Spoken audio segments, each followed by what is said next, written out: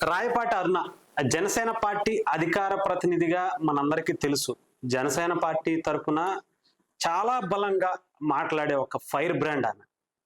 ఆమె ఎంతో చాలా దిగువ స్థాయి నుంచి ఈరోజు జనసేన పార్టీ అధికార ప్రతినిధిగా తన గొంతు చాలా బలంగా వినిపిస్తూ ఉంటారు.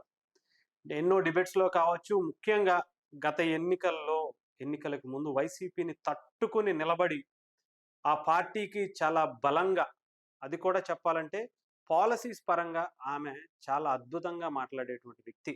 అయితే ఎక్కడా కూడా ఆమె ఎప్పుడు కూడా పవన్ కళ్యాణ్ గారి గురించి చాలా, అలాగే ఆయన ఫ్యామిలీ గురించి, అటు వైసీపీ ఎంత దాడి చేసినా కూడా ఆమె చాలా చక్కగా సమన్వయంగా అటుపక్క వాళ్ళని ఎదుర్కొంటూ నిలబడ్డ తీరు మనందరికీ తెలుసు. అయితే రీసెంట్‌గా ఒక వివాదం అయితే ఆమె మీదకు వచ్చినట్టుగా తెలుస్తుంది. అది కూడా వైసీపీ టార్గెట్‌గా చేసినటువంటి ఒక వీడియో మనం చూడొచ్చు. వెంకటరెడ్డి గారు, ఆయన మనందరికీ తెలుసు, వైఎస్ఆర్‌సీపీకి సంబంధించిన అధికార ప్రతినిధి. ఆయన రీసెంట్‌గా ఒక డిబేట్‌లో పాల్గొన్నారు వీళ్ళందరూ కూడా. ఆ డిబేట్‌కి సంబంధించి ఒక విజువల్ చూద్దాం ఇప్పుడు. పుట్టారనేటువంటి ప్రశ్న మేము అసెంబ్లీలో రానియం. జగన్మోహన్ రెడ్డి గారి పిల్లలు ఎవరికి పుట్టారనే ప్రశ్న మేము అసెంబ్లీలో రానియం. జగన్మోహన్ రెడ్డి గారికి భార్యలు ఎంతమంది ఉన్నారు, భార్య ఏతర సంబంధాలు ఎన్ని ఉన్నాయి, ఎన్ని ప్యాలెస్లు ఉన్నాయి. రైట్. ఇది అంటే మేము జగన్మోహన్ రెడ్డి గారి ఫ్యామిలీ గురించి మాట్లాడడం, జగన్మోహన్ రెడ్డి గారికి ఏవైతే సంబంధాలు ఉన్నాయో వాటి గురించి మేము మాట్లాడడం, వాళ్ళ భార్యకి ఏవైతే సంబంధాలు ఉన్నాయంటున్నారో వాటి గురించి మేము మాట్లాడడం, ఎక్కడా కూడా మీ వ్యక్తిగత జీవితాల గురించి మేము మాట్లాడడం, మీరు ధైర్యంగా వచ్చి అసెంబ్లీలో రండి అని చెప్పి ఒక డిబేట్లో ఆమె పాల్గొని చేసినటువంటి ప్రసంగం అనమాట.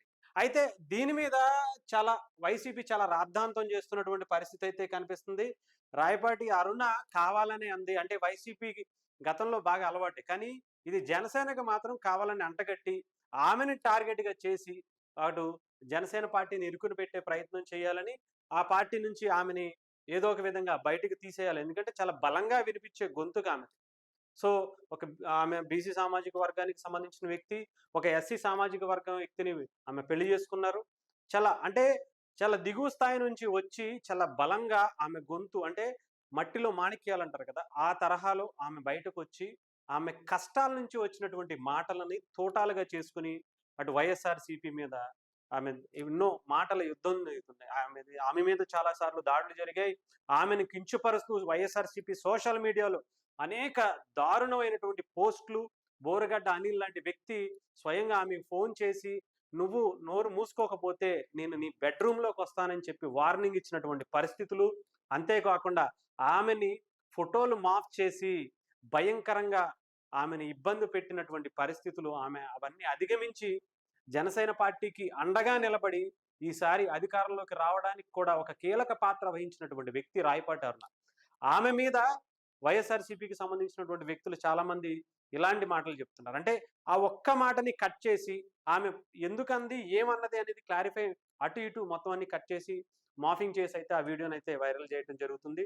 దీంట్లో మరి ఒక దారుణమైనటువంటి విషయం ఏంటంటే, రాయపాటి అరుణ్ గారికి జనసేన పార్టీలో కూడా కొంతమంది శత్రువులు ఉన్నారేమో అనిపిస్తుంది.